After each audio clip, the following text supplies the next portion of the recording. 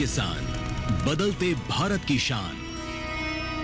चिंतामणि, क्यों इतनी चिंता करते हो? क्या खरपतवार से परेशान हो? पेश है स्टील MH210 पावर वीडर।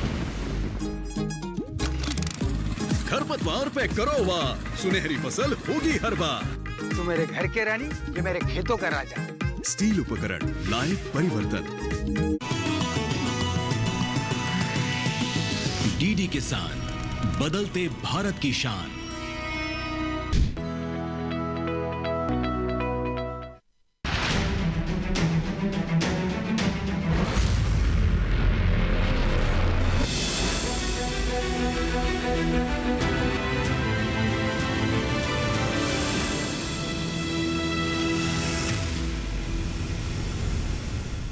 नमस्कार, आप देख रहे हैं दूरदर्शन किसान। हेलो किसान कार्यक्रम में आप सभी का स्वागत है। मैं हूं मोनालिसा। हेलो किसान एक लाइव फोन इन कार्यक्रम है।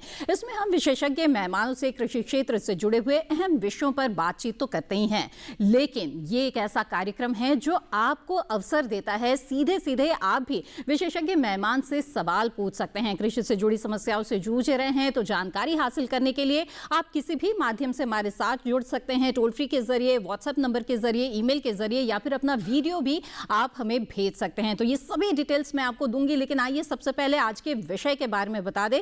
बेहद ही महत्वपूर्ण विषय है आज का, PMKSY के माध्यम से जल संरक्षण और सूक्ष्म सिंचाई। इस विषय पर आज हम विस्तार से बातचीत करेंगे।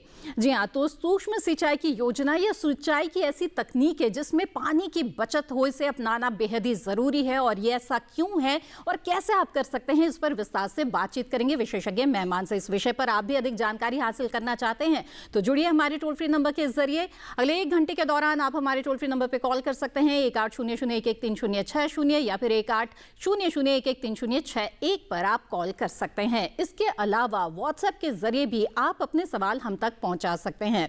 अगर व्हाट्सएप के जरिए आप अपने सवाल हमें भेजना चाहते हैं तो नोट कर ले व्हाट्सएप नंबर 8800520717। इसके अलावा ईमेल के माध्यम से भी आप अपना सवाल भेज सकते हैं। नोट कर ले हमारी ईमेल आईडी जिसके जरिए आप सवाल भेज सकते हैं। हमारी ईमेल आईडी है hellokisan2015@gmail.com। ईमेल या व्हाट्सएप के जरिए सवाल भेज रहे हैं तो साथ ही अपना नाम और स्थान भी जरूर लिखें। और हमारे सवालों के जवाब के लिए 2 बेहद ही खास मेहमान इस वक्त स्टूडियो में मौजूद हैं। आइए आपका परिचय करा दें। हमारे साथ इस वक्त मौजूद हैं डॉक्टर AK मिश्रा। आप तकनीकी विशेषज्ञ हैं, जल प्रबंधन, कृषि एवं किसान कल्याण मंत्रालय, भारत सरकार में। बहुत बहुत स्वागत है आपका।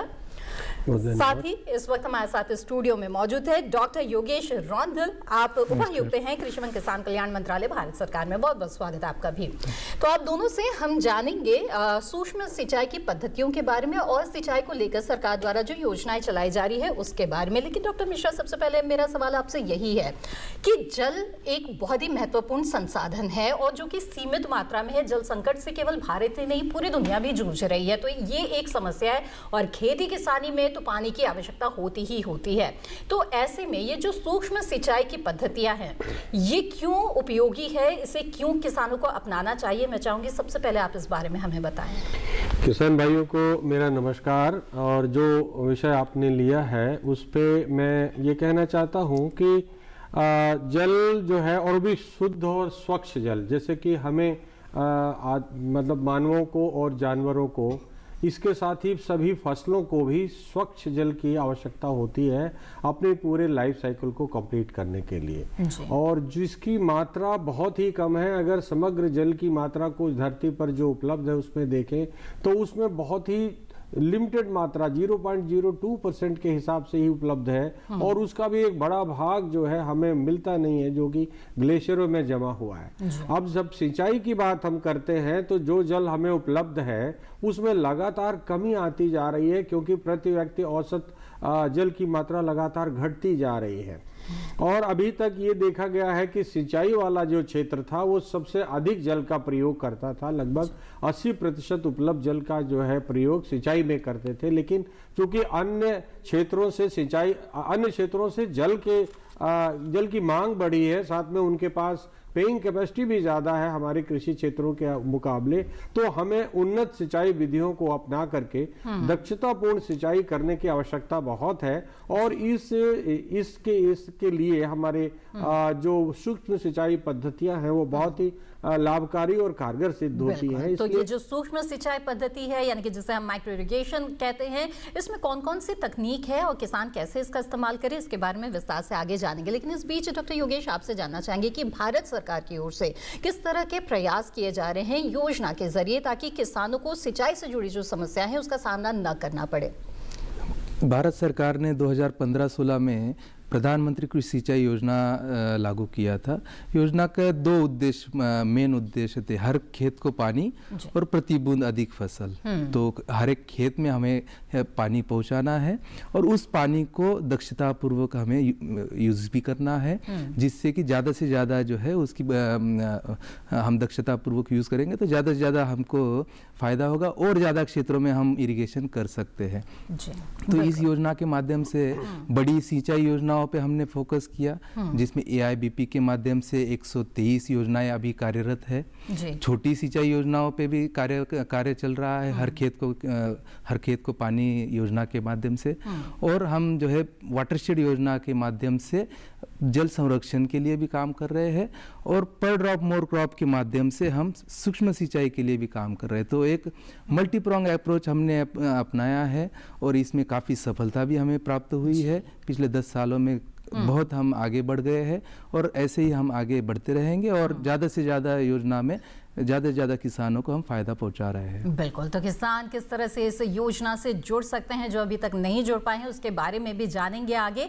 लेकिन आइए उससे पहले नजर डाल देते हैं इस खास रिपोर्ट पर।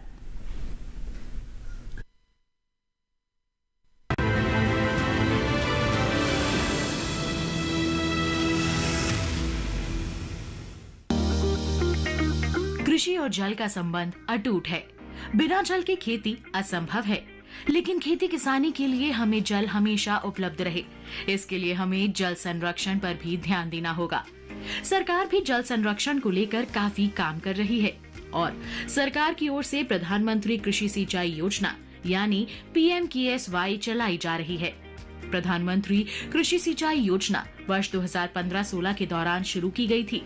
सरकार द्वारा दिसंबर 2021 में 2021-22 से 2025-26 की अवधि के लिए PMKSY के कार्यान्वयन को मंजूरी भी दे दी गई है। प्रधानमंत्री कृषि सिंचाई योजना केंद्र और राज्य सरकार के समन्वय वाली योजना है। केंद्र सरकार इस योजना के कुल संभावित खर्च का 75% हिस्सा वहन करती है, बाकी बोझ राज्य सरकारें उठाती हैं। इस योजना के तहत जल संचय और जल सिंचन के माध्यम से वर्षा जल का दोहन करके जल संरक्षण और भूजल पुनर्भरण को बढ़ावा दिया जा रहा है। प्रति बूंद अधिक फसल सुनिश्चित करने के लिए सूक्ष्म सिंचाई को लोकप्रिय बनाया जा रहा है। इस योजना का उद्देश्य खेतों तक पानी की भौतिक पहुंच बढ़ाना और सुनिश्चित सिंचाई के तहत कृषि योग्य क्षेत्र का विस्तार करना, खेतों में जल उपयोग दक्षता में सुधार करना और स्थायी जल संरक्षण प्रथाओं को लागू करना आदि है। दरअसल PMKSY एक व्यापक योजना है जिसके 2 प्रमुख घटक हैं। पहला त्वरित सिंचाई लाभ कार्यक्रम यानी AIBP और दूसरा हर खेत को पानी यानी HKKP। HKKP में 4 उपघटक शामिल हैं: कमान क्षेत्र विकास एवं जल प्रबंधन, सतही लघु सिंचाई, जलाशयों की मरम्मत, नवीनीकरण व पुनर्स्थापन और भूजल विकास। बता दें कि कृषि एवं किसान कल्याण विभाग द्वारा कार्यान्वित प्रति बूंद अधिक फसल यानी PDMC घटक 2015 में PMKSY की शुरुआत से दिसंबर 2021 तक PMKSY का एक हिस्सा था। इसके बाद इसे राष्ट्रीय कृषि विकास योजना के एक भाग के रूप में कृषि एवं किसान कल्याण विभाग द्वारा कार्यान्वित किया जा रहा है। प्रति बूंद अधिक फसल यानी PDMC योजना सूक्ष्म सिंचाई यानी ड्रिप और स्प्रिंकलर सिंचाई प्रणालियों के माध्यम से खेत स्तर पर जल उपयोग दक्षता बढ़ाने पर केंद्रित है। 18 मार्च 2025 तक के PIB के आंकड़ों को देखें तो वर्ष 2015-16 से अब तक PDMC योजना के माध्यम से 96.97 लाख हेक्टेयर क्षेत्र को सूक्ष्म सिंचाई के अंतर्गत कवर किया गया है। जिसमें ड्रिप सिंचाई के अंतर्गत 46.37 लाख हेक्टेयर और स्प्रिंकलर सिंचाई के अंतर्गत 50.60 लाख हेक्टेयर क्षेत्र शामिल हैं।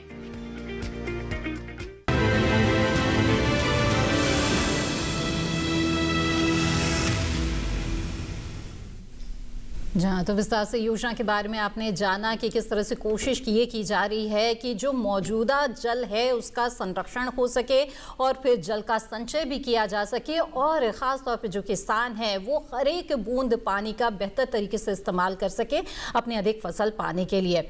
इसी तरह से इस विषय पर और भी जानकारी चाहते हैं तो ज़रूर जुड़े टोल फ्री नंबर के जरिए, व्हाट्सएप या ईमेल के माध्यम से। आइए यहाँ पर चर्चा को आगे बढ़ाते हैं। अब डॉक्टर मिश्रा, अब आपसे समझना चाहेंगे कि पर ड्रॉप मोर क्रॉप, यानी कि एक तरह से ये बात स्पष्ट होती है कि इसके पीछे की भावना यही है कि जो हर एक बूंद है पानी की उसका बिल्कुल सटीक इस्तेमाल हो और फसल भी अधिक मिले। तो ये जो सूक्ष्म सिंचाई की पद्धति है, मैं चाहूंगी इसके बारे में हमें बताएं कि किस तरह की ये पद्धति है।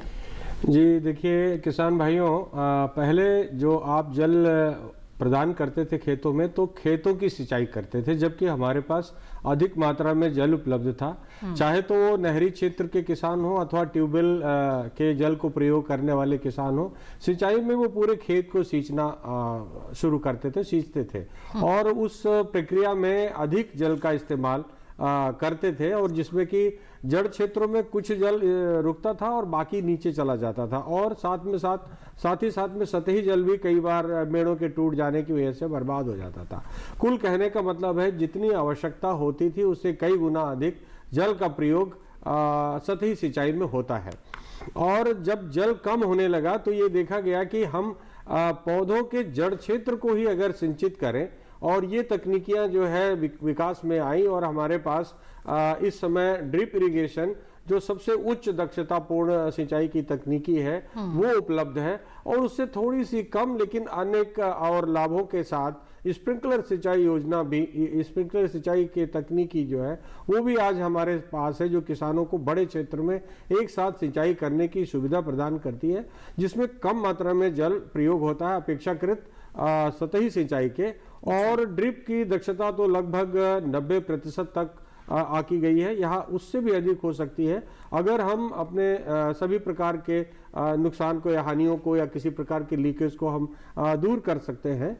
तो इन दोनों ही सिंचाइयों में आप बहुत अधिक दक्षता प्राप्त कर सकते हैं, कम जल का प्रयोग कर सकते हैं। और ये बात बताना बहुत जरूरी है किसान भाइयों कि अगर आप जल को पंप करते हैं तो आज पंपिंग का खर्चा भी बहुत ज्यादा होता है जी। क्योंकि डीजल या पेट्रोल या अथवा बिजली अगर किसी भी माध्यम से हम जल उत्थापन करते हैं तो उसका खर्चा अधिक होता है, तो उसमें खर्चे में भी बहुत कमी लाई जा सकती है। और जैसा कि आप सबको पता ही है कि यदि आपका खर्चा कम होगा तो लाभ में निश्चित तौर पर वृद्धि होगी। तो इस तरीके से आप अपने लाभ में भी वृद्धि कर सकते हैं, जल का संरक्षण भी कर सकते हैं और कम जल के प्रयोग से अधिक उत्पादन सुनिश्चित कर सकते हैं। बिल्कुल।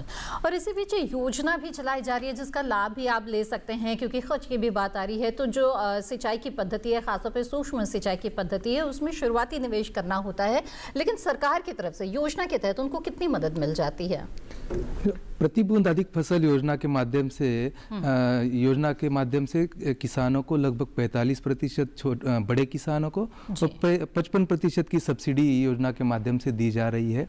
और इस सब्सिडी को कुछ राज्य जो है अपने निधि से जो है इसको बढ़ा के 75%, कुछ राज्य 90% तक का भी लेके जा रहे हैं। अच्छा। और इसी राज्यों के कोष को हमने बढ़ाने के लिए एक कोष बनाया हुआ है नाबार्ड के माध्यम से, जो 10,000 करोड़ का है। उस कोष से राज्य इस सब्सिडी को और बढ़ा सकते हैं और अन्य योजनाएं भी चला सकते हैं, जिससे माइक्रो इरिगेशन और ज़्यादा फैलाया जा सके। जी, तो यहाँ पे डॉक्टर मिश्रा आपसे हम जानना चाहेंगे, एक तुलनात्मक जानकारी हमें दीजिए कि अगर सीधे सीधे खेत में पानी जो एक पारंपरिक तौर पर दिया जाता है कि पानी बहते रहता है, उसकी तुलना में अगर ड्रिप या स्प्रिंकलर का इस्तेमाल करते हैं तो पानी की कितनी बचत हो जाती है?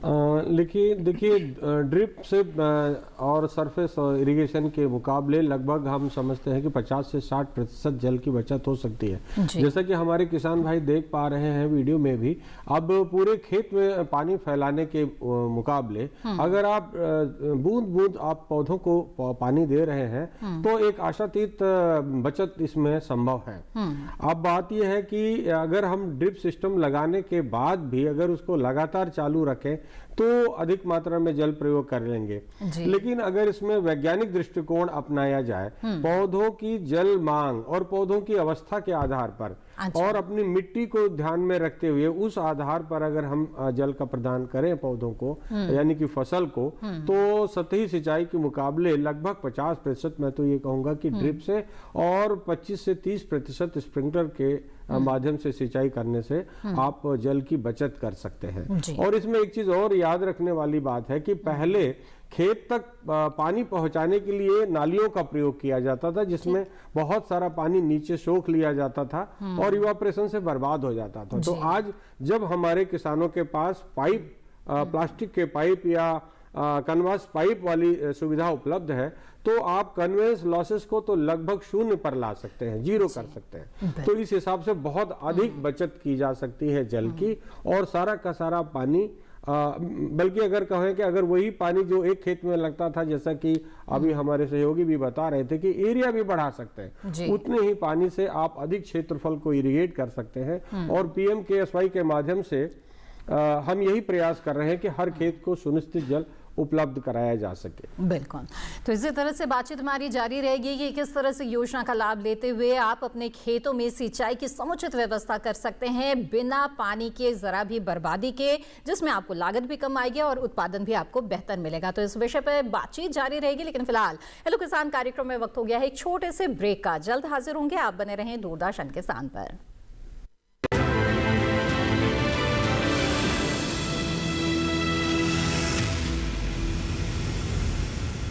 हाजिर मंडी हो या हो वायदा बाजार,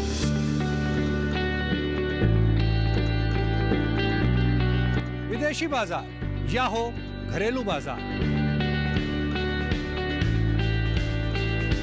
हर फसल के कारोबार का पूरा लेखा जोखा, पूरा बही खाता, सभी कृषि जिंसों का खेत से मंडी तक का पूरा सफर। देखिए अपना कमोडिटी एक्सपर्ट हर शुक्रवार रात 9 बजे सिर्फ दूरदर्शन किसान पर, और पुनः प्रसारण शनिवार सुबह 7 बजे और शाम 4 बजे।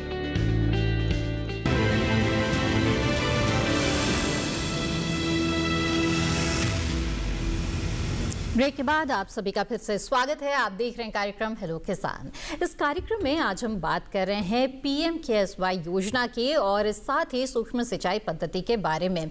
इस योजना का लाभ आप कैसे ले सकते हैं और सूक्ष्म सिंचाई पद्धति के जरिए आपको किस तरह से फायदा होगा पानी की बचत करके और बेहतर उत्पादन हासिल करके, इस पर विस्तार से बातचीत जारी रहेगी। लेकिन इस बीच हम आपको बता दें कि हमारे बहुत सारे किसान हैं जो वीडियो के जरिए भी अपने सवाल हम तक पहुंचा रहे हैं। तो आइए एक ऐसा ही सवाल देखते हैं जो वीडियो के जरिए से भेजा है हमारे एक किसान साथी कमल मीणा जी ने करौली राजस्थान से।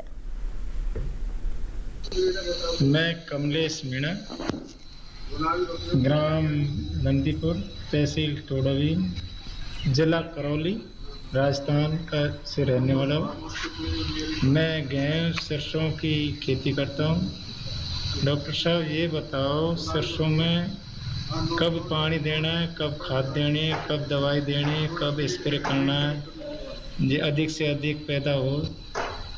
गेहूं की भी बताओ, जिंक कौन सी देनी है, कब फर्स्ट पानी देना है, कब सेकंड देना है, कब थर्ड देना है, ये हमको बताओ। कोई दवाइयाँ स्प्रे जो भी है खरपतवार की,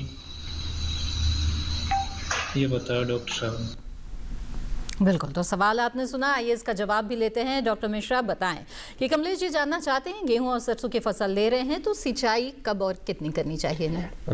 जी मीना जी, चूंकि आप राजस्थान में हैं और राजस्थान अपेक्षाकृत शुष्क प्रदेश है और यद्यपि सरसों की बुआई थोड़ी अगेती होती है, किसान भाई अक्टूबर के महीने में सरसों की बुआई कर देते हैं और कुछ क्षेत्रों में तो उस समय खेत में जो है मिट्टी काफ़ी सूख जाती है।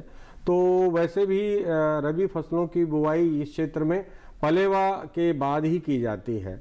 और पलेवा के बारे में जैसा कि हम सभी लोग जानते हैं कि खेत में बेसिन्स बना के, चेक बेसिन बना के पानी भर करके आप खेत को पहले सैचुरेट करते हैं और फिर जब एक करीब 20% के आसपास मॉइस्चर उपलब्ध होता है उस समय आप बुआई करते हैं।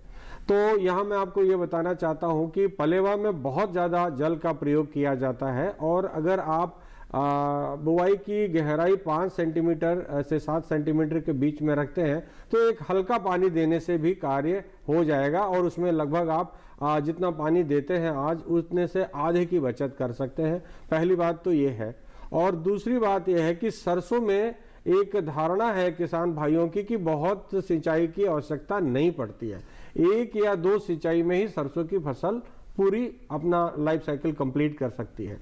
लेकिन बात ऐसे इसमें भी सरसों में भी क्रांतिक अवस्थाएं होती हैं जिनमें कि आप बुआई करने के बाद भी एक सिंचाई लगभग 25 से 30 दिनों के बाद आप करें।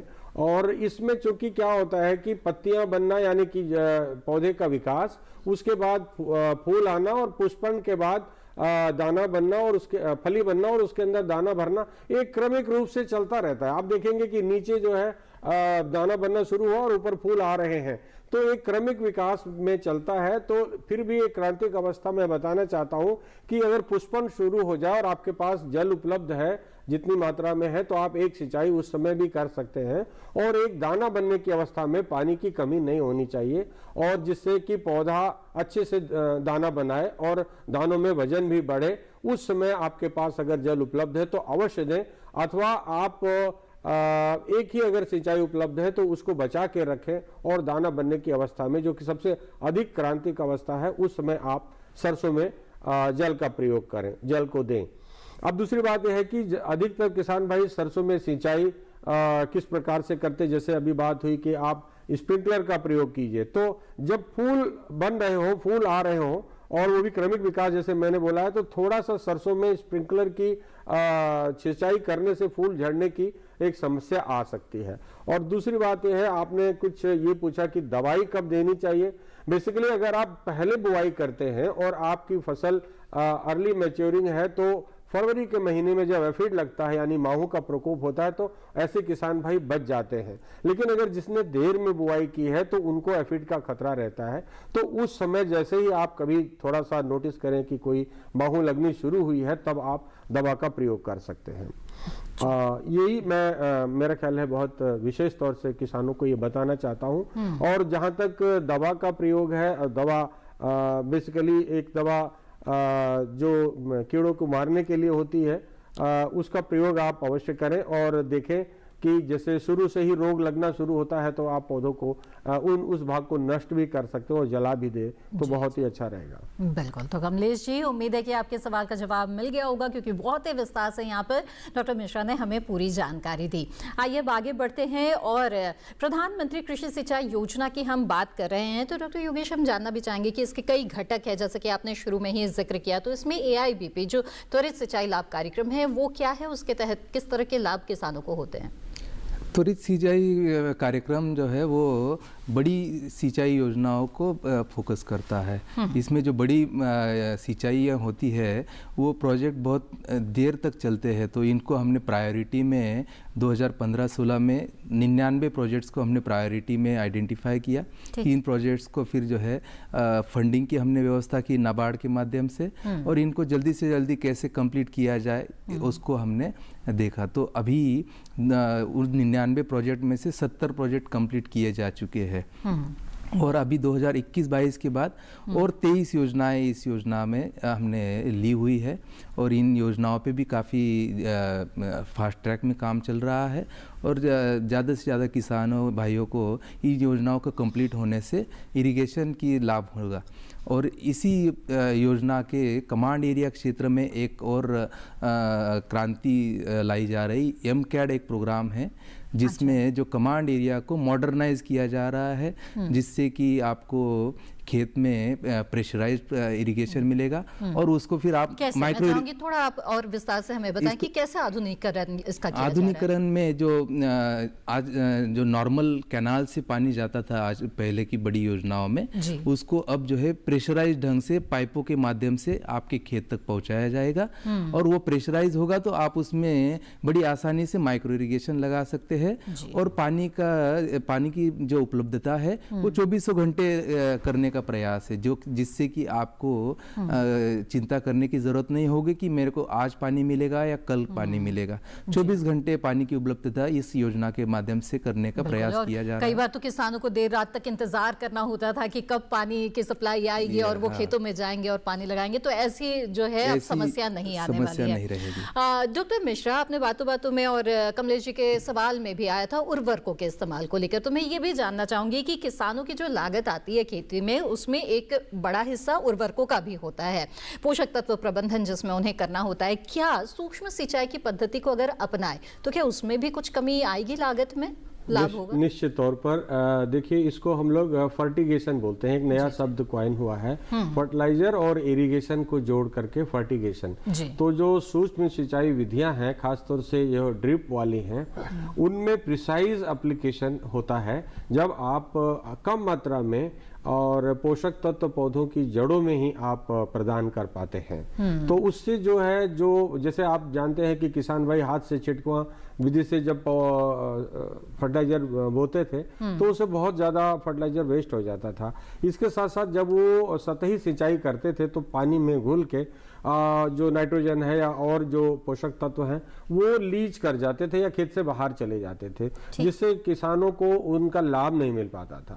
तो आज इन विधियों के साथ साथ आप ये भी कर सकते हैं कि उर्वरक भी और पोषक तत्व भी सीधे पौधों की जड़ों तक पहुंचा सकते हैं। और इस प्रक्रिया में आजकल लिक्विड फर्टिलाइजर्स का बहुत प्रयोग हो रहा है और बल्कि अगर मैं ये कहूँ कि नए यूरिया का भी प्रयोग इसके माध्यम से किया जा सकता है, तो किसानों को इससे बहुत ज़्यादा बचत हो जाएगी और फर्टिलाइजर कॉस्ट भी कम लगेगी और साथ में उनकी मिट्टी भी और उनका पानी भी दोनों ही खराब होने से बच जाएंगे और अधिक एरिया वो कवर कर सकेंगे और इस हिसाब से पैदावार में भी वो काफ़ी बढ़वार सुनिश्चित कर सकते हैं। बिल्कुल। तो देखिए, कई तरह की नई तकनीकें इसलिए आ रही है ताकि जो आपके कृषि कार्य हैं वो आसान हो जाए, आपकी लागत कम हो जाए और उत्पादन में भी आपको फर्क नजर आए, यानी कि अच्छा उत्पादन आपको मिले। तो ये जरूर नई जो तकनीकें हैं इसे अपनाएं, लेकिन अपनाने के लिए बात यही आती है कि कहाँ जाएंगे, किससे संपर्क करेंगे ताकि योजना के जरिए इसका लाभ आप ले सकें। तो डॉक्टर योगेश, इसका जवाब दें हमें कि अगर सूक्ष्म सिंचाई की इन पद्धतियों को अपनाना चाहते हैं तो उसके लिए बहुत सारी चीजों की आवश्यकता होती है, तो ऐसे में संपर्क कहां करें ताकि योजना का लाभ ले सके किसान? योजना का लाभ लेने के लिए आपको आपके क्षेत्र में जो कृषि अधिकारी है उनसे आप संपर्क कर सकते। आपकी जो पसंदीदा माइक्रो इरिगेशन की जो कंपनी है उनके अधिकारियों से आप संपर्क कर सकते हैं, उनके डीलर से आप संपर्क कर सकते हैं और आप जो है वेबसाइट के माध्यम से एप्लीकेशन करना है और आपका एप्लीकेशन जो है अप्रूवल होगा और अप्रूवल के ही साथ ही आप जो है जो माइक्रो इरिगेशन है वो आपके खेत में लगा सकते हैं। तो उसके बाद फिर सब्सिडी का जो है पैसा है वो आपको मिल जाएगा, या फिर इसमें दोनों माध्यम से हमने अलाउ किया हुआ है, या तो सब्सिडी का पैसा आपको मिलेगा या फिर कंपनी को भी आप जो है डायरेक्टली अलाउ कर सकते हैं, जिससे कि आपकी जो आर्थिक जो अगर तंगी है तो वो आप जो है किस कंपनी के माध्यम पे से उससे निजात पा सकते हैं। तो आप माइक्रो इरिगेशन को पाने के लिए अपने क्षेत्र की माइक्रो इरिगेशन की जो वेबसाइट है, पर ड्रॉप मोर क्रॉप की वेबसाइट है, आपके क्षेत्र में हॉर्टिकल्चर डिपार्टमेंट, एग्रीकल्चर डिपार्टमेंट उनकी वेबसाइट है, उस पर आप एप्लीकेशन कर सकते हैं, या जो कंपनी के अधिकारी है वो भी आपको इसमें मदद करेंगे। जी बिल्कुल। तो डॉक्टर मिश्रा, यहाँ पे सवाल मेरा ये है कि आजकल तो कृषि से जुड़े कई पहलुओं पर और कह लूं तो हर एक पहलू पर लगभग प्रशिक्षण भी उपलब्ध है, लोग जानकारी हासिल कर सकते हैं। क्या सूक्ष्म सिंचाई पद्धति को अगर अपनाते हैं तो किसी विशेष जानकारी या प्रशिक्षण की आवश्यकता भी है? देखिए, ऐसा है कि पहले तो जब किसान इस सिस्टम को अपने खेत में लगाते हैं तो जैसे उन्होंने बताया है, योगेश जी ने जैसा बताया कि कुछ निर्धारित कंपनियां हैं जो आपके खेत में लगा के ही सिस्टम को देती हैं। लेकिन आपके खेत पे सिस्टम लग जाने से ही पूरा काम नहीं होता है, और आपको जानना भी चाहिए कि उस पूरे सिस्टम में क्या क्या चीजें शामिल की जाती हैं। जैसे कि एक टैंक की आवश्यकता होती है जहां पर पानी भर के रखा रहे, जब सिस्टम ऑन हो तब उसमें पानी मिलता रहे और पानी में कोई मिलने में बाधा ना हो। कई बार किसान डायरेक्ट पंपिंग के वाले पानी को डायरेक्ट ही खेतों में लगा सकते हैं, और आने वाली जो योजना है उसमें आगे ऐसी व्यवस्था होगी। और उसके बाद पहले पानी को छानना जरूरी होता है, तो कई तरीके के फिल्टर्स आते हैं। फिल्टर्स के बाद पानी, क्योंकि अदरवाइज अगर फिल्टर्स नहीं होंगे तो कोई अशुद्धियां चली गई तो छोटे छोटे जो माइक्रो ड्रिपर्स हैं वो उनकी छेद बंद हो सकते हैं, चोक हो जाएंगे। तो इससे बचने के लिए पहले पानी को जो है गुजारा जाता है फिल्टर्स के माध्यम से। डिस्क फिल्टर होते हैं, सैंड फिल्टर होते हैं, और फिर उसके बाद लाइनों में भेजा जाता है जी। साथ में अगर एक वेंचुरी के माध्यम से आप फर्टिलाइजर भी मतलब यानी लिक्विड फर्टिलाइजर भी सक करके पानी की लाइन में दे सकते हैं। और उसके बाद जो सिस्टम है उसमें मेन लाइन है, सब मेन लाइन है, कई तरीके के वाल्व है प्रेशर रेगुलेट करने के लिए। ये इनकी जानकारी किसान भाइयों को हो तो बहुत ही अच्छा होता है जी। और ये जानकारियां प्रशिक्षण के माध्यम से ही उपलब्ध हो सकती हैं। और इसमें बहुत सारी जो हमारे देश के ICAR की ऑर्गेनाइजेशंस हैं, वो इंस्टीट्यूट्स हैं, वो और बहुत सारी कृषि विश्वविद्यालय और KV के ये वहाँ पे इनके समय समय पे प्रशिक्षण आयोजित किए जाते हैं। और ये अच्छा होगा कि किसान भाई अपने खेत पर इन चीजों को अपनाने से पहले उनके बारे में सम्यक जानकारी अवश्य ले लें, जिससे कि छोटा मोटा अगर कोई खराबी हो तो अपने आप ठीक कर सकते हैं। जी बिल्कुल, यानी कि आपको कंपनी की तरफ से ये मदद तो मिल जाएगी कि आपका इंस्टॉलेशन जो सिस्टम जो है वो हो जाएगा आपके खेतों में, लेकिन उसको कैसे चलाना है, रख रखाव कैसे करना है ताकि ज़्यादा से ज़्यादा समय तक आप उसका लाभ ले सके, तो ये सभी जानकारियाँ होनी बहुत ज़रूरी है। बहुत ज़्यादा दिनों के प्रशिक्षण की भी आवश्यकता नहीं है, लेकिन प्रशिक्षण ले लेंगे, जानकारी हासिल कर लेंगे तो फिर उसका संचालन करना आपके लिए बहुत ही आसान हो जाएगा। बहरहाल इसी के साथ कार्यक्रम में रुकेंगे एक और छोटे से ब्रेक के लिए, जल्द हाजिर होंगे। आप बने रहें दूरदर्शन किसान पर।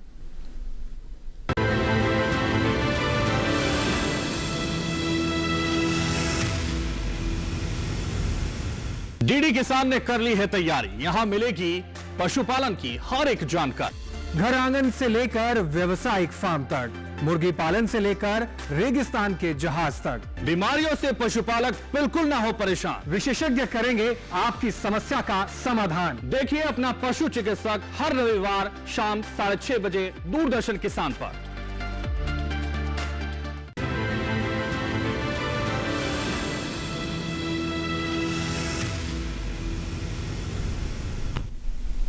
ब्रेक के बाद आप सभी का फिर से स्वागत है। आप देख रहे हैं कार्यक्रम हेलो किसान, जिसमें आज हम प्रधानमंत्री कृषि सिंचाई योजना और सूक्ष्म सिंचाई पद्धति के बारे में विस्तार से बातचीत कर रहे हैं और इनकी क्या भूमिका है जल संरक्षण में, इसकी भी बात हो रही है। तो इस विषय से जुड़ी हुई अधिक जानकारी के लिए कॉल कर सकते हैं आप हमारे टोल फ्री नंबर पर, या फिर व्हाट्सएप या ईमेल के माध्यम से भी अपने सवाल भेज सकते हैं। साथ ही हमारे कुछ किसान वीडियो के जरिए भी अपने सवाल भेज रहे हैं, तो आप ये तरीका भी अपना सकते हैं। आगे बढ़ते हैं, हमारे एक दर्शक है जिन्होंने व्हाट्सएप के जरिए अपना सवाल भेजा है, आइए कार्यक्रम में उसे शामिल करें। सवाल भेजा है शिवम जी ने बरेली उत्तर प्रदेश से। कहते हैं कि प्रधानमंत्री कृषि सिंचाई योजना के अंतर्गत जल संरक्षण कैसे किया जाता है जी। तो डॉक्टर योगेश जानना चाहेंगे आपसे। प्रधानमंत्री कृषि सिंचाई योजना में जो वाटरशेड कंपोनेंट है उसमें जल संरक्षण की बहुत सारी पद्धतियाँ को किया जाता है। इसमें एक क्लस्टर में जो है 2-4 गांव का 5000 हेक्टेयर का एक क्लस्टर बनाया जाता है। उस क्लस्टर के माध्यम से हर एक गांव में एक वाटरशेड कमेटी बनाते हैं और वाटरशेड कमेटी के माध्यम से ही लोगों के सहकारिता से ही जो जल संरक्षण के कार्य है उनका प्लानिंग किया जाता है और उसको जो है फेज मैनर में 4 से 5 सालों में कंप्लीट भी किया जाता है। इसी वाटरशेड माध्यम से आप जो है चेक डैम बना सकते हैं, खेत स्तर में आप जो है बंडिंग कर सकते हैं और जो है जो भूजल को भी जो है बढ़ाने के लिए आप जो है कार्य कर सकते हैं। इसके अलावा जो MG नरेगा है, Mahatma Gandhi rural employment guarantee scheme, इसके माध्यम से भी बड़े स्तर पर जो है जल संरक्षण के काम किए जा रहे हैं। हर एक साल में लगभग 30 से 40 लाख कार्य कृषि संदर्भी होते हैं, जिसमें 20 लाख कार्य जो है वो जल संरक्षण के ही होते हैं। तो ये भी एक बहुत बड़ी योजना है। और जो हर खेत को पानी के माध्यम से जो पानी का रेनफॉल है उसको बचाने के लिए भी काफ़ी सारे कार्य किए जा रहे हैं। बिल्कुल। तो कई तरह से ये प्रयास किया जा रहा है ताकि जल संरक्षण किया जाए और इस जो जल संरक्षण हो रहा है उसके हर बूंद का बेहतर और सटीक इस्तेमाल हो खेती में। आगे बढ़ते हैं और बता दें आपको कि हमारे किसान वीडियो के जरिए भी अपने सवाल हमें भेज रहे हैं। तो ऐसा ही एक सवाल आइए देखते हैं जो भेजा है राम अभिलाष मौर्य जी ने कौशाम्बी उत्तर प्रदेश से। आइए देखते हैं। मैं राम अभिलाष मौर्य, निवासी ग्राम कादीपुर, तहसील सिराथू, जिला कौशाम्बी, उत्तर प्रदेश से बोल रहा हूँ। डॉक्टर साहब, मेरा चने का फसल ये 1 महीने का हो गया है और इसमें बढ़वार बहुत कम हो रही है। जितना इसकी लंबाई होना चाहिए वो ठीक से बढ़ा नहीं है। अभी शाखाएँ तो अच्छी आई हैं लेकिन ठीक से बढ़ नहीं रहा है। तो कृपया इसका इलाज बताएं कि इसकी बढ़वार अच्छी हो, जिससे कि भरपूर पैदावार हो। धन्यवाद। बिल्कुल। तो आइए, हमने सवाल ले लिया है, अब इसका जवाब भी जान लेते हैं। डॉक्टर मिश्रा, क्या सुझाव देंगे आप इन्हें? मैं समझता हूँ कि ये कौशाम्बी के किसान हैं और ज़मीन तो इनकी अच्छी है, इसमें तो कोई दो राय नहीं है।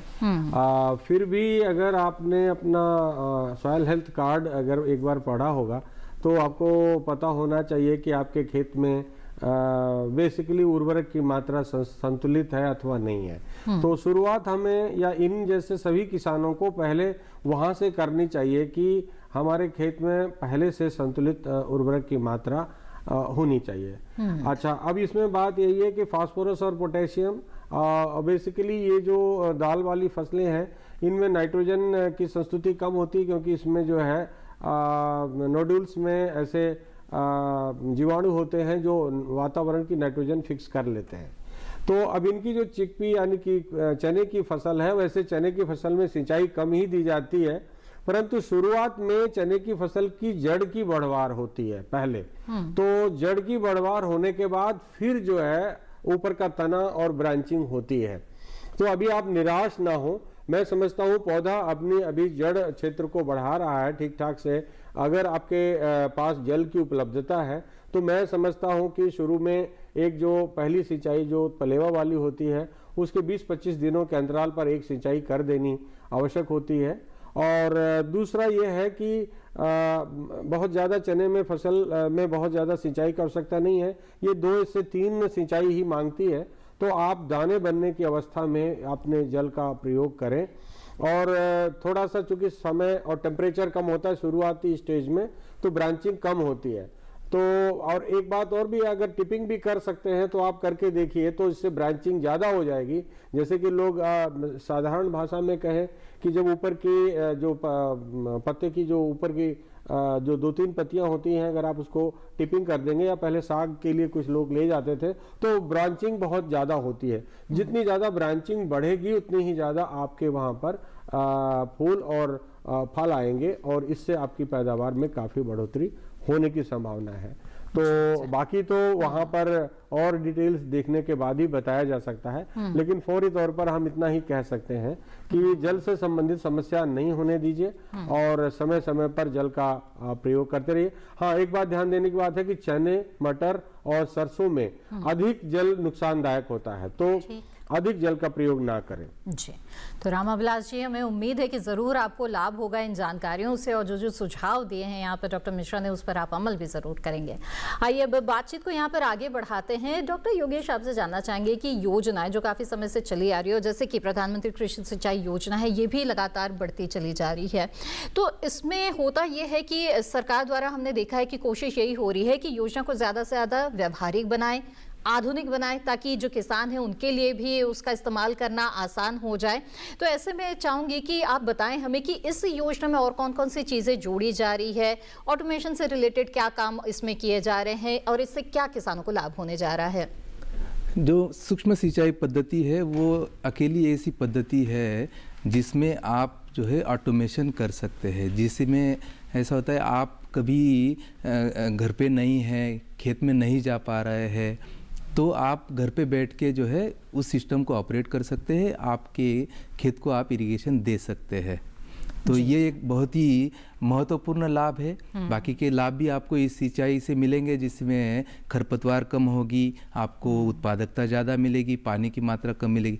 लेकिन ये एक आज के समय में ये बहुत इम्पॉर्टेंट चीज़ है कि ऑटोमेशन, आप घर पे बैठ के पानी को दे सकते हैं, आप कहीं बाहर दूसरे गांव में हैं तो भी पानी को दे सकते हैं।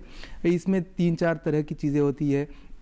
टाइम के माध्यम से कि भाई आपको कितने टाइम के लिए पंप को चलाना है वो आप जो है निश्चित कर सकते हैं, आपको कितना पानी देना है हर एक पौधे को वो आप निश्चित कर सकते हैं, या फिर जो है आप जो वेदर है, जो हमारा मौसम है, उसको अनुकूल करके अगर गर्मी ज़्यादा है तो पानी की मात्रा बढ़ा सकते हैं, अगर ठंड है तो मात्रा कम कर सकते हैं। ऐसी अनेकों पद्धतियाँ उपलब्ध है जो ऑटोमेशन को हम माइक्रो इरिगेशन कर सकते हैं।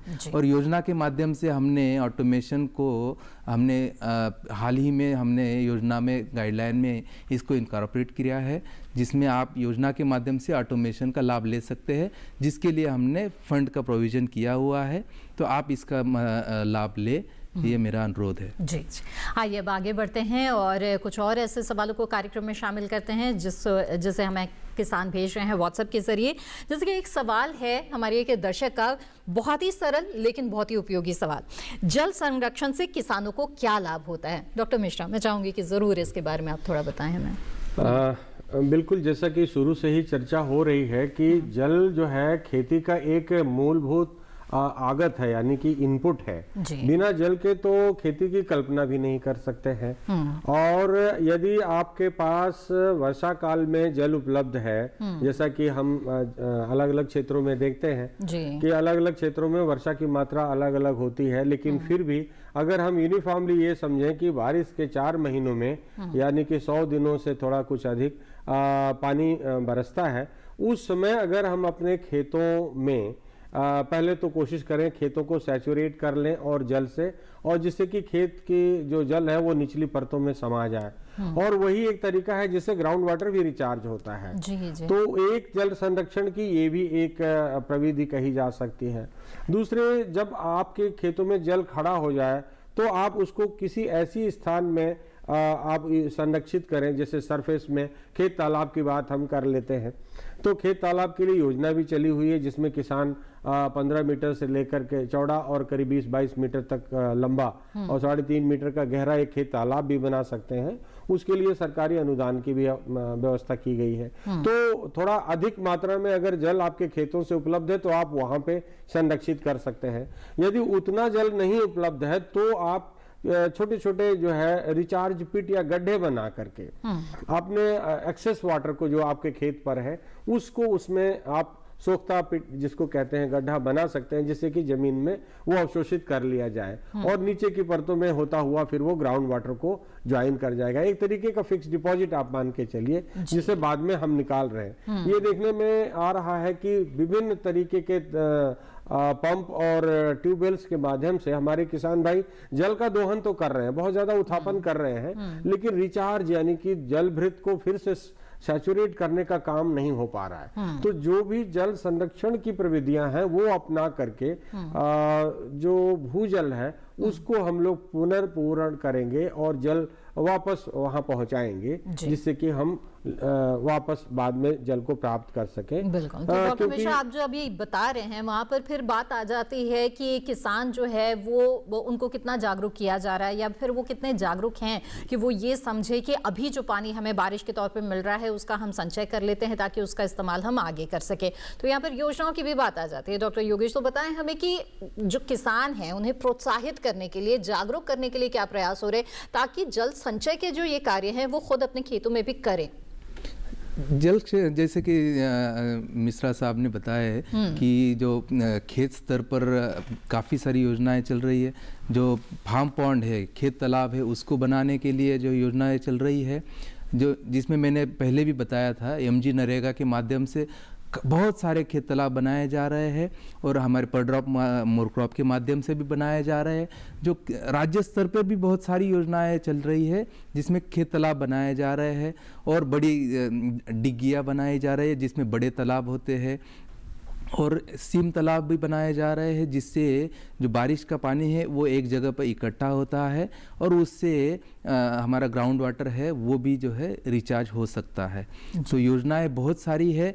आपके क्षेत्र में कौन सी योजना चल रही है, आप ग्राम पंचायत को भी संपर्क कर सकते हैं, जिला पंचायत को भी संपर्क कर सकते हैं और सारी योजनाओं की जानकारी लेके आप अपने लिए भी आप उसका लाभ ले सकते हैं या सामूहिक तौर पर भी लाभ से ले सकते हैं, जिससे किसान की मंडली बना के आप एक सामूहिक तालाब बनाएं और उससे आप इरिगेशन के लिए दोहन कर सकते हैं। बिल्कुल, तो सामूहिकता की शक्ति के बारे में तो आपने सुना ही है, ज़रूर इसका इस्तेमाल करें क्योंकि ये ऐसे कार्य है कि सब मिलके करेंगे तो उसका लाभ भी ज़्यादा से ज़्यादा लोग उठा सकते हैं, ज़्यादा पानी आप इकट्ठा कर सकते हैं और सरकार द्वारा योजना चलाई जा रही है तो क्यों ना उसका लाभ लिया जाए और इसका लाभ लेंगे तो आपकी ही फसल की जो उत्पादकता है वो बढ़ेगी।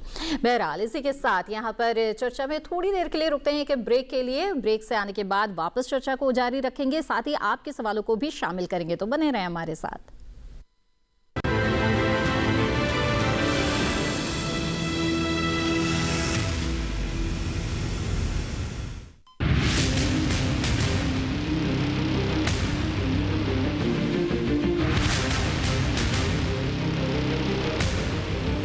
जब तपती है धरती, सूरज उगलता है आग, ठंड में जब सर्दी जमा देती सबके हाल, सब छुप जाते अपने अपने घरों में, तब बाहर निकलता सिर्फ एक इंसान, भरने के लिए हम सबका पेट, खून को पसीने की तरह देता बहा, थक जाता, झुलस जाता, हो जाता बीमार, तब उसकी सेहत का ध्यान रखता सिर्फ डीडी किसान।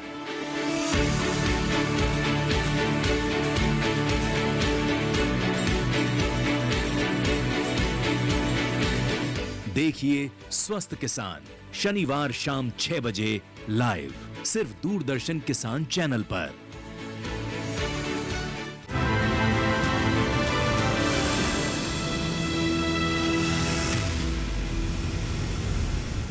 के बाद आप सभी का फिर से स्वागत है। आप देख रहे हैं कार्यक्रम हेलो किसान, जिसमें आज हम बात कर रहे हैं प्रधानमंत्री कृषि सिंचाई योजना के जरिए जल संरक्षण और साथ ही सूक्ष्म सिंचाई पद्धतियों के बारे में। इन विषयों से जुड़े हुए सवाल आप भेज सकते हैं हमें व्हाट्सएप या ईमेल के जरिए, साथ ही अपने वीडियो संदेश के जरिए भी आप अपना संदेश हम तक पहुंचा सकते हैं और उन सवालों को कार्यक्रम में शामिल किया जाएगा और विशेषज्ञ मेहमान त्वरित समाधान कर देंगे आपकी उन समस्याओं का। तो यहाँ पर आइए आगे बढ़ते हैं और व्हाट्सएप के जरिए जो किसान हमें सवाल भेज रहे हैं उसे कार्यक्रम में शामिल करते हैं। एक सवाल भेजा है नंद किशोर जी ने टीकमगढ़ मध्य प्रदेश से, जानना चाहते हैं कि स्प्रिंकलर सिस्टम के लिए कहां संपर्क करना चाहिए। जी डॉक्टर मिश्रा बताएं। टीकमगढ़ के कृषि विकास अधिकारी के कार्यालय में अथवा उद्यान अधिकारी के, जिला उद्यान अधिकारी और जिला कृषि अधिकारी, इन दोनों कार्यालयों में कहीं पे भी आप जा करके संपर्क कर सकते हैं। उनके पास छपे हुए प्रोफार्मा होते हैं और आप अपने एक परिचय पत्र को साथ में लेके जाएं। बैंक पासबुक की आवश्यकता पड़ती है और खतौनी की भी आवश्यकता पड़ सकती है, उसकी नकल वहाँ पे आवश्यक है, ये सुनिश्चित करने के लिए कि खेत आपका ही, आप ही किसान हैं। दूसरी बात यह है कि इसकी जो PMKSY की वेबसाइट है उस पर आप ऑनलाइन भी अप्लाई कर सकते हैं और अपने डॉक्यूमेंट को अपलोड कर सकते हैं। इसमें किसान भाइयों को स्वयं अथवा जो विभिन्न प्रकार के कंप्यूटर के जो केंद्र, सहायता केंद्र बने हुए हैं, उनकी मदद लेनी पड़ सकती है। परंतु एक बार आपका अगर आवेदन स्वीकार कर लिया जाता है तो बाकी की सारी प्रक्रिया विभाग पूर्ण कर देता है जी। और आपको अपने खेत पर एक ड्रिप या स्प्रिंकलर जैसी आप की आवश्यकता होगी वैसा निकाय आपको प्रदान किया जाएगा। जैसा मैंने पहले प्रोग्राम में बताया कि थोड़ा सा जब आपके खेत पर कोई चीज़ लगाई जा रही होगी तो आप उस पे ध्यान दें और समझें कि कौन सी चीज़ क्या करती है, किस प्रकार से वहाँ पर उसको फिट किया जा रहा है। और थोड़ी सी कहीं अगर प्रशिक्षण की कोई अगर व्यवस्था हो सके तो एक छोटा प्रशिक्षण लेने में भी किसानों को आगे आना चाहिए। जी। और तो डॉक्टर मिश्रा, यहाँ पर मैं रखरखाव के बारे में जरूर आपसे जानना चाहूंगी कि इस तरह के जो सिस्टम्स है, स्प्रिंकलर है या ड्रिप है, इसमें किस तरह के रखरखाव की आवश्यकता होती है ताकि लंबे समय तक उसका इस्तेमाल किसान कर सकें? देखिए, पहले स्प्रिंकलर्स की बात कर लेते हैं। इसमें दो तरीके के सिस्टम होते हैं, एक सेमी सॉलिड सेट, एक है सॉलिड सेट। तो सेमी सॉलिड में मतलब पाइपें होती हैं, अलग अलग उनको जोड़ा जाता है और लंबी पाइपलाइन बनाई जाती है और बीच बीच में राइजर्स लगा दिए जाते हैं जिसे हम फव्वारा कहते हैं। तो उस प्रकार से लाइनें बनाई जाती हैं और अगर सिस्टम बड़ा है तो एक मेन लाइन होती है और कई सब मेन लाइन होती हैं एक बड़े एरिया को सिंचाई करने के लिए। तो उनमें रखरखाव का यह है कि जब पाइपों को जोड़ें और हटाएं तो उसकी कपलिंग टूटने ना पाए, बहुत सावधानी पूर्वक उसको जोड़ना और उसको हटाना होता है। फिर जैसे पाइपों को उठा करके जब कहीं रख रहे हैं तो सावधानी पूर्वक रखें, उसको फेंके नहीं तो उसमें किसी प्रकार की टूट फूट हो सकती है जिससे कि सिस्टम फिर काम नहीं करेगा। इसी प्रकार राइजर्स को भी बहुत संभाल के रखने की आवश्यकता है और वो किसी प्रकार से गिरे नहीं, किसी उल्टे पलटे तरीके से उसको नहीं रखना है, सावधानी पूर्वक और वर्टिकली ऊपर की ओर को करके रखना है और स्टैकिंग नहीं होने देनी है, मतलब सही तरीके से उसको प्रयोग करना है। इसी प्रकार से अन्य जैसे ड्रिप सिस्टम की बात करते हैं तो जब ड्रिप सिस्टम इंस्टॉल करते हैं, मान लीजिए कि आपका सब सरफेस ड्रिप इरिगेशन सिस्टम है तो जानवर उसमें ट्रेम्पल ना कर पाए, उसके अंदर आपको देखनी पड़ेगी कि खेतों में जानवर ना घुस जाएं, जैसे पशु घूमते रहते हैं, नहीं तो उनके खुर से वो पाइपें बहुत इतनी मजबूत नहीं होती हैं कि उसको करेंगे तो टूट भी सकती हैं और पूरा सिस्टम खराब हो सकता है। दूसरे, आग से बचाना है और तीसरे, किसी प्रकार के हथियार या किसी औजार से या कोई भी मशीन या ट्रैक्टर उसमें ना चल जाए खेत में, इसका बहुत ध्यान देना है जहां पे आपका सिस्टम लगा रहे। बिल्कुल। आइए अब आगे बढ़ते हैं और अगला सवाल शामिल करते हैं कार्यक्रम में। अगला सवाल भेजा है राम प्रकाश जी ने पानीपत हरियाणा से। लिखते हैं कि PMKSY योजना के बारे में जानकारी चाहिए। तो डॉक्टर योगेश, आप इस योजना के बारे में तो हमें जानकारी दे ही रहे हैं, लेकिन इसके साथ ही मैं इसमें जोड़ देना चाहती हूँ कि जैसे कि ब्रेक पर जाने से पहले आप सामूहिकता की बात कर रहे थे, तो किसान किस तरह से सामूहिक तौर पर आकर इस योजना का लाभ ले सकते हैं और कैसे उन्हें प्रोत्साहित किया जा रहा? PMKSY योजना के जो 4 घटक है उसके बारे में हमने पहले ही चर्चा किया है तो उस पे हम ज़्यादा नहीं करेंगे, लेकिन जो किसानों की आजकल बहुत सारे सरकार का कार्यक्रम है किसानों की संगठनाएं बनाने का, FPO बनाने का जो बहुत बड़ा कार्यक्रम है। 10,000 FPO बनाने का हमने लक्ष्य रखा है और वो लगभग पूरा होने के कगार पर है। तो इन FPO के माध्यम से किसान भाइयों को हम बहुत सारे लाभ देने की कोशिश कर रहे हैं। इसी कड़ी में हमने माइक्रो इरिगेशन को भी इसमें जोड़ा हुआ है। तो किसानों की जो क्लस्टर को जो 50 हेक्टेयर से ज़्यादा का एक क्लस्टर FPO के माध्यम से बनाए और उसको माइक्रो इरिगेशन प्रोवाइड करेंगे।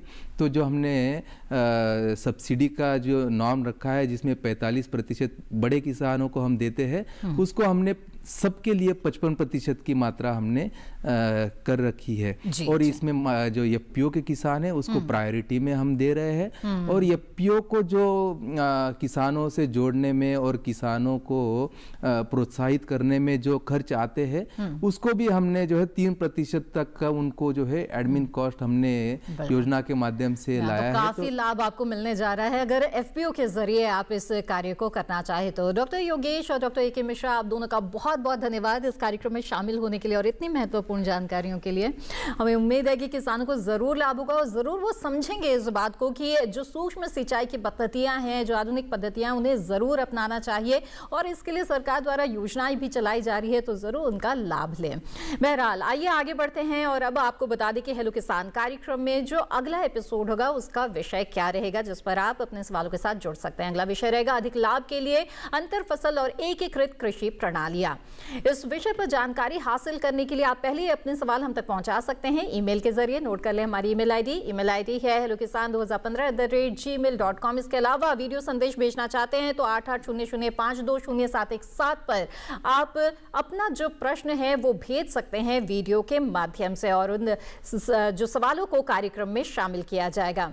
और इसके साथ ही बता दें कि दूरदर्शन किसान के कॉल सेंटर नंबर पर भी आप कॉल कर सकते हो, अपने सवाल दर्ज करा सकते हैं 1800113060 पर सोमवार से शनिवार सुबह 6 बजे से रात 10 बजे के बीच कॉल करके आप अपने सवाल दर्ज करा सकते हैं।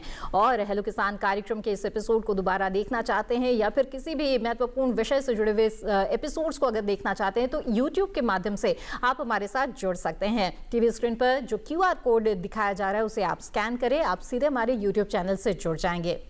इसी के साथ हेलो किसान कार्यक्रम में आज बस इतना ही। हमें दीजिए इजाजत। आप बने रहें दूरदर्शन किसान पर। नमस्कार।